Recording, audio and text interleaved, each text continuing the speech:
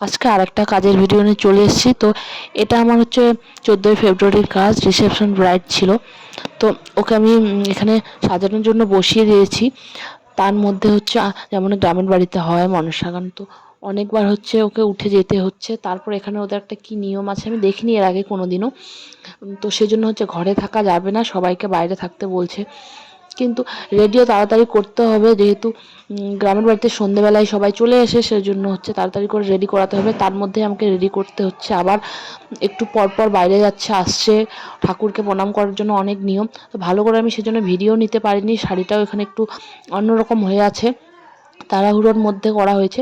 সেই জন্য হচ্ছে আমি কয়েকটা ফটো এখানে অ্যাড করে দিলাম, যেহেতু আমি ভিডিও ক্লিপ বেশি নিতে পারিনি। তো ওকে দেখতে খুবই সুন্দর লাগছে, তোমরা দেখেই বুঝতে পারছো। আর আমার তো খুবই পছন্দ হয়েছে ওর লুকটা, আর ওকে মানিয়েছে আমি যেটা দেখতে পাচ্ছি।